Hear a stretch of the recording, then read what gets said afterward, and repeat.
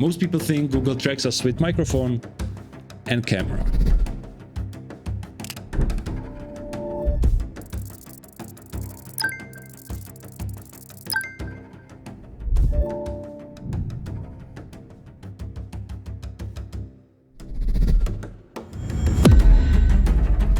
And that's simply not true. Google uses less known technology like accelerometer, which is in every single device like that. There are cases in which Google will show you ads that you only spoke of or just thought about. The good news is you're not crazy. To give you an idea about what we are talking about, law enforcement experts have said that amongst the top tech giants, Google is the only company capable of giving a complete list of all devices present at an exact location at specific time. And last year, Google was forced by law to give data on approximately 60,000 people. It is incredible and worrisome at the same time.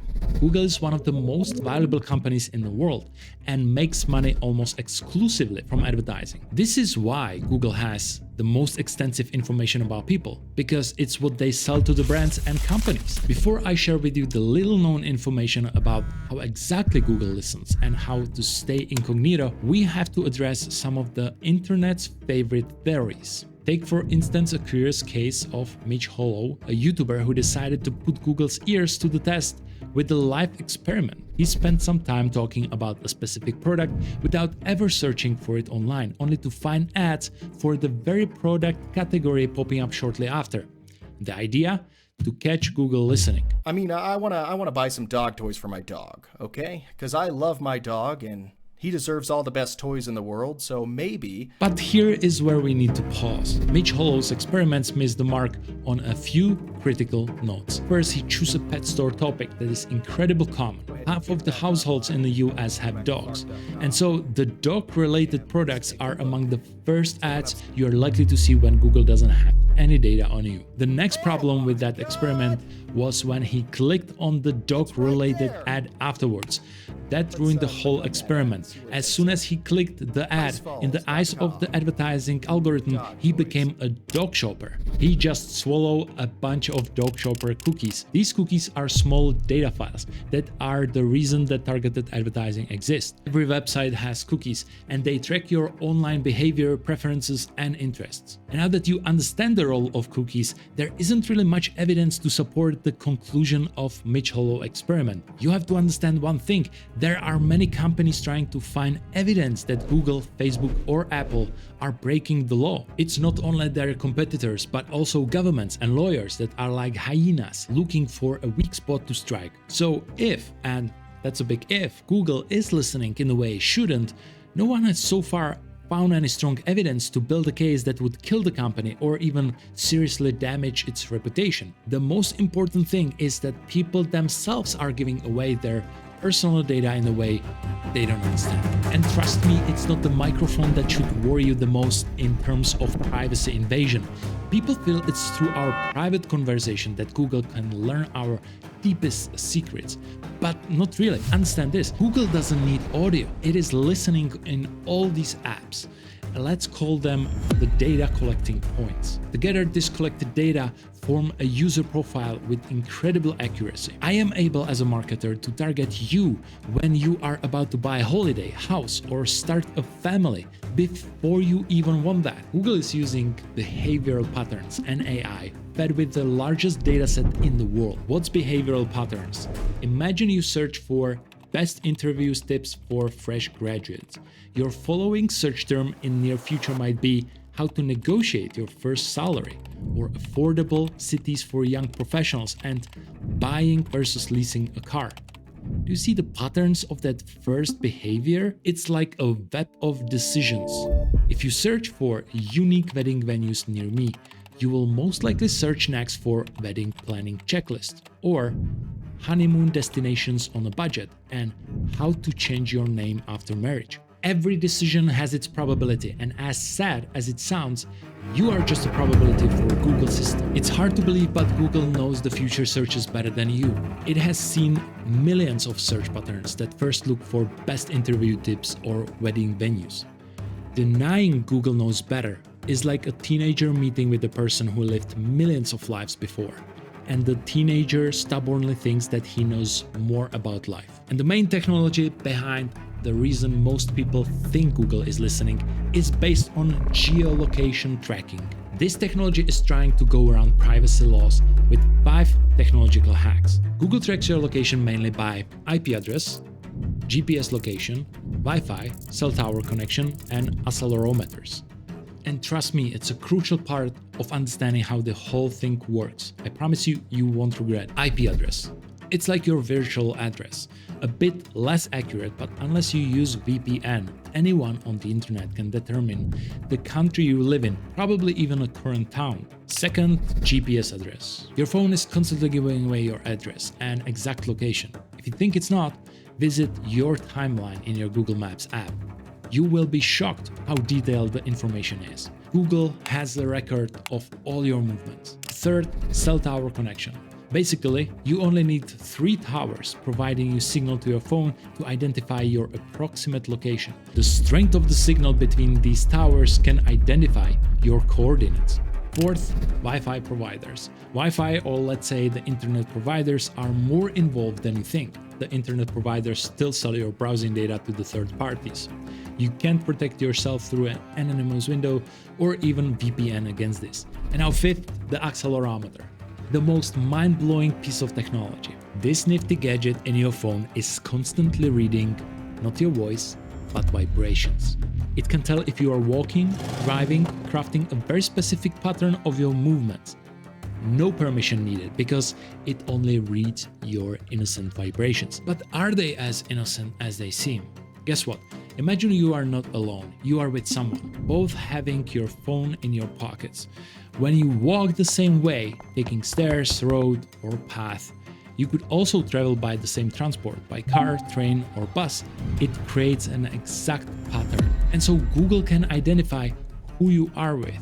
And that is something more powerful than knowing your whole conversation. Bear with me, because you are this close to understand this whole thing. So most of the technology that I mentioned tracks where you are in place and time. It doesn't say anything about what you want to buy. So why is it that Google wants to track your location so much? Because we are social beings. When we want to purchase something, we talk about it. When we plan a trip, buy a car, or pass an exam, we are the first to tell our friends. Our conversation when we meet is all about life events and what we are interested in. Imagine you have 2 women meeting after a month and one tells another about perfume she just bought. Her recent browsing history is filled with perfumes. And what Google does is it identifies that they met based on the technology I mentioned before and assume that they will be interested in the same products. And so Google adds these users to a group called a lookalike audience. And this is the holy grail of advertising. A lookalike audience is a marketing term used to describe a group of people with a similar interest and needs. So I, as a marketer, can now target you because I know you've been talking about this product because you've met with someone that is interested. This system is genius. And here is the source of our interest. It is the Google search, it is the Chrome, it is Google Analytics, weather apps, and Gmail. You are also spending a lot of time on YouTube. Even I know that since you are watching this video. By the way, the easiest way to find out if YouTube is listening is to click on the subscribe button and wait 1 or 2 days.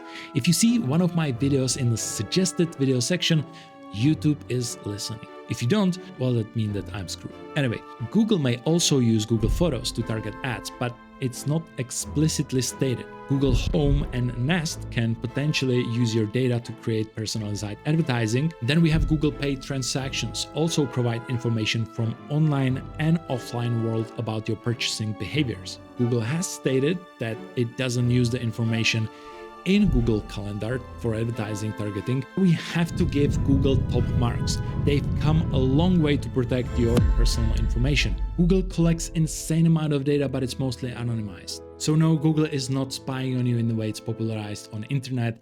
It was always about connecting data points. It's not about what you talk about.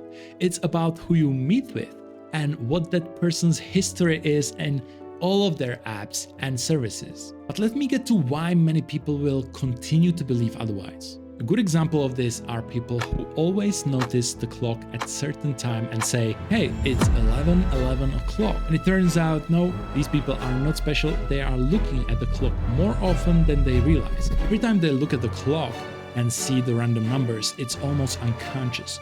But once they see the magical number, they snap out of their unconscious to their conscious mind, and then, look, it's 11 again. In psychology, there are terms called frequency illusion and Baader-Meinhof phenomenon. So what is happening in the real life is that Google puts you in a lookalike audience we talked about before and show you the same ad hundreds of times. And you don't realize it's there. It isn't until you have the need for that product, which triggers your conscious mind and makes you suddenly see the ad for the first time. And then you see it every time, even though the frequency of that ad being shown to you hasn't changed. Remember, if the service is free, you are the product. You agreed to this. Somewhere along the line, you saw these pop-up windows and clicked I agree. Nobody reads the terms and agreements. How we are supposed to know?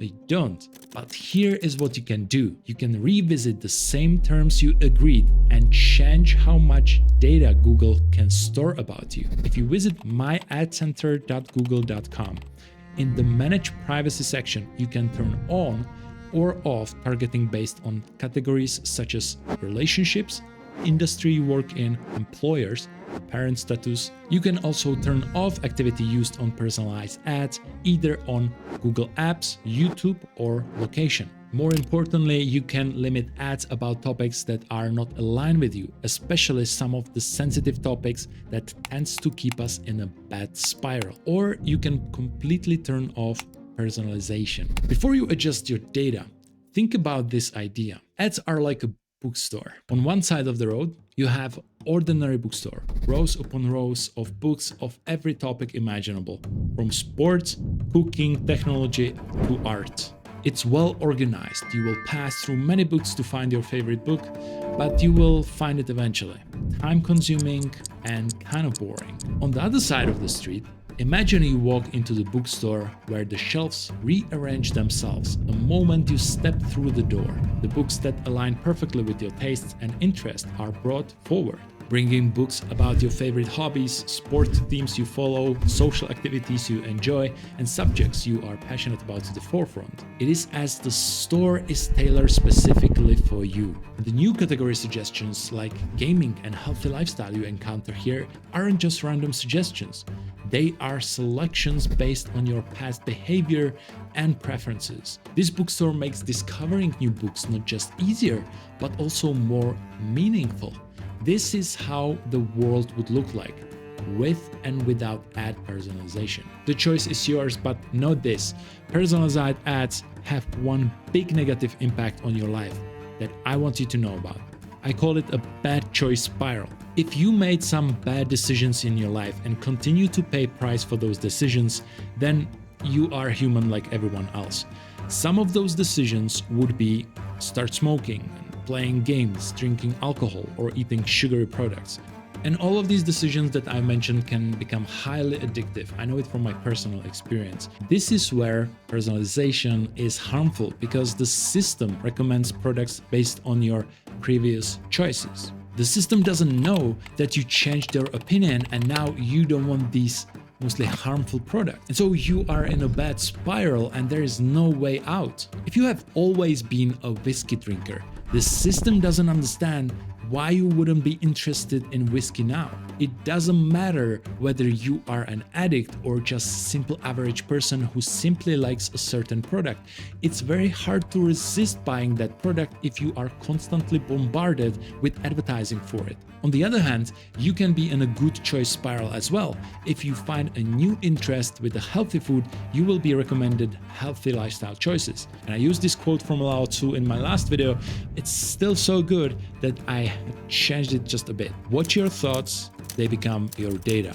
Watch your data, they become your ads. Watch your ads, they become your purchases. Watch your purchases, they become your character. Watch your character, it becomes your destiny. Marketing is simple. Also, if marketing is your thing, consider one of these 2 videos.